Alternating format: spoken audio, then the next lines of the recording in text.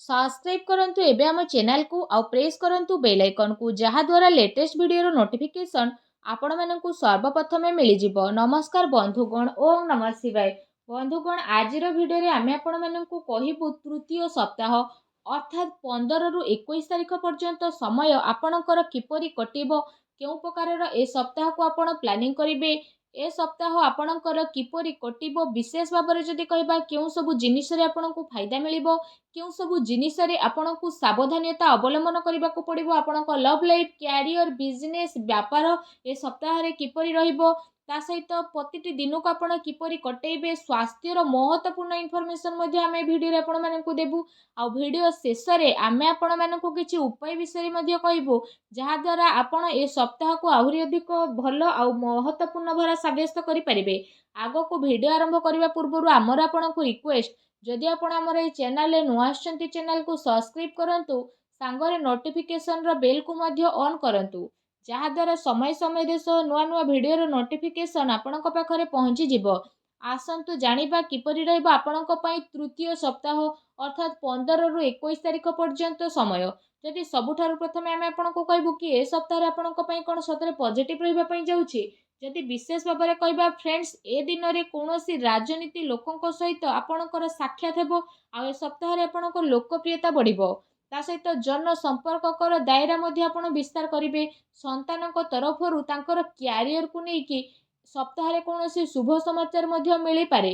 आपणकर सिद्धांतवादी दृष्टिकोण समाज एवं धार्मिक स्थल रे आपणको विशेष भाବରେ सम्मानजनक उपाधि मध्ये प्रदान करिवो।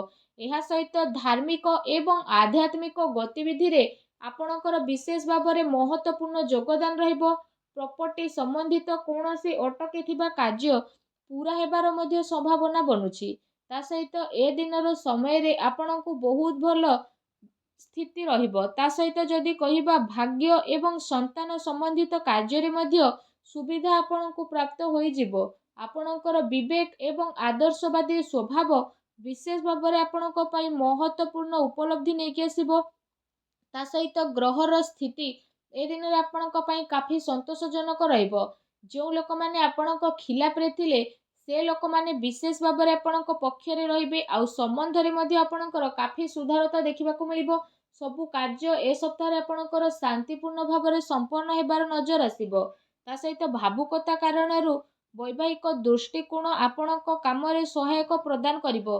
ए दिन रे आपणकर सकारात्मक आ संतुलित भावना आपणको आगको बढ़िबा एवं निजर कार्य को सुचारू रूप रे संपन्न करिबारे मध्ये बहुत सहाय्य सहयोग प्रदान करिवो। घरे कोनोसी धार्मिक उत्सवर मध्ये विशेष भाବରେ ए दिन रे योजना बनिबो। आपण पुणी थरे निजे निजकु ताजा विशेष भाବରେ अनुभव करिवे। एहा सहित जदि कहबा अटकी थिबा पेमेंट मध्ये मिलिबा कारणरू विशेष भाବରେ आर्थिक स्थिति रे आपणकर काफी टाइम पर्यंत सुधार आसीबो, जहा द्वारा आपणको काफी खुशी मिलिबो एवं आपणक मन बहुत ही प्रसन्न रहिबो। आसंतु जानिबा ए दिन रे आपणक पई कोन नेगेटिव रहिबो। कोनोसी भी प्रकारर उधारी ठारू ए सप्ताह रे आपण दूरी रुहंतु। धन लेण देण संबंधित कार्य करिबा ठारू आपण छलना बा धोकार मध्ये शिकार होई पारंती। कोनोसी भी काम करिबारे अधिक भाबी चिंती कि निजर टाइम को लगांतु नाही। एहा द्वारा समय आपणक हातरू बाहरी मध्ये जाई पारे।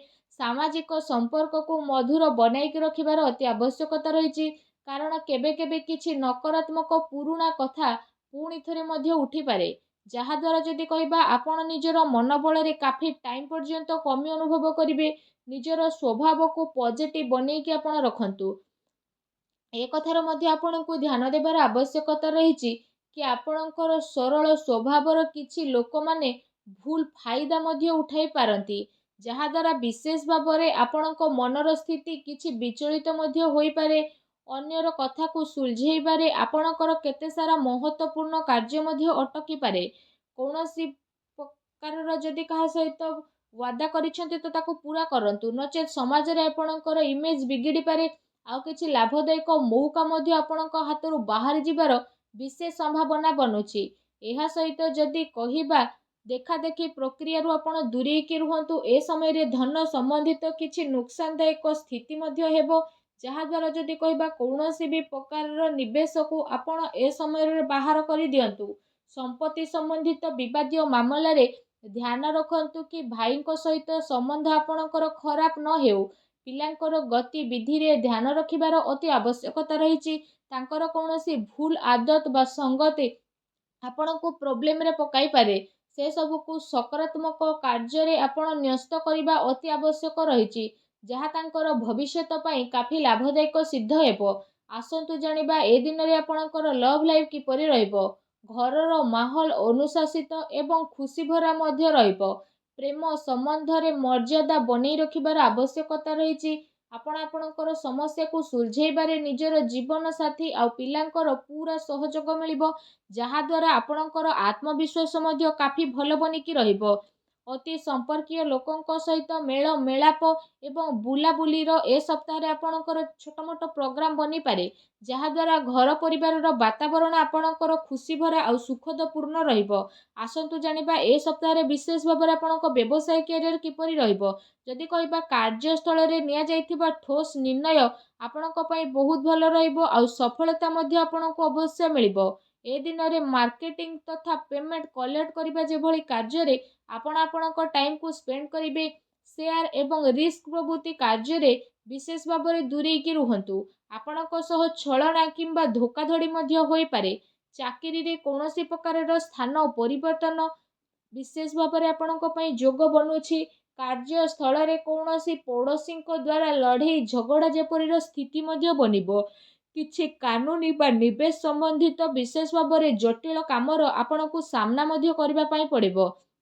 ବ୍ୟବସାୟିକ କାର୍ଯ୍ୟ ପ୍ରଣାଳୀରେ ପରିବର୍ତ୍ତନ ଆଣିବା ଆପଣଙ୍କ ପାଇଁ ଅତି ଆବଶ୍ୟକ ରହିଛି, ଯାହା ପାଇଁ ଆହୁରି ଅଧିକ ବେହତରିନ ପରିଣାମ ଆପଣଙ୍କୁ ହାସିଲ ମଧ୍ୟ ହେବ। ତା ସହିତ ବ୍ୟବସାୟିକ ପ୍ରତିଷ୍ଠାନରେ ଅନୁଭବୀ ଆଉ ପରିବାରର ବରିଷ୍ଠ ଲୋକଙ୍କର ଅନୁମତି ଏବଂ ସହମତି ଦ୍ୱାରା କାର୍ଯ୍ୟ କରିବା ଦ୍ୱାରା ଆପଣଙ୍କର କାଫି ସମସ୍ୟା ବହୁତ ଆସାନୀରେ ସୁଲଝି ମଧ୍ୟ ଯିବ। ଧନ ଲେଣଦେଣ ସମ୍ବନ୍ଧିତ କାର୍ଯ୍ୟରେ ଅଚାନକ କୌଣସି ଲାଭଦାୟକ ସ୍ଥିତି ମଧ୍ୟ ଆପଣଙ୍କର ବନିବ, ଯାହାଦ୍ୱାରା ଆପଣଙ୍କୁ କାଫି ଖୁସିର ଅନୁଭବ ହେବ। କାର୍ଯ୍ୟକ୍ଷେତ୍ରରେ ଯାହା ଆପଣ ପରିବର୍ତ୍ତନ ସମ୍ବନ୍ଧିତ ଯୋଜନା ବନଉଥିଲେ, ତ ସେସବୁ ଉପରେ ରାଜ କରିବାର ଉଚିତ ସମୟ ଏବେ ଆସିନାହିଁ। ଏ ସମୟରେ ଆପଣ ନିଜର ଅଧିକତମ କାର୍ଯ୍ୟ ଊର୍ଜା ନିବେଶରେ ଲଗାନ୍ତୁ। ବର୍ତ୍ତମାନର ଗତିବିଧିରେ ଆପଣ ନିଜର ଧ୍ୟାନ କେନ୍ଦ୍ରିତ କରନ୍ତୁ। ଏହା ଆପଣଙ୍କ ପାଇଁ ବହୁତ ହି ଭଲ ରହିବ।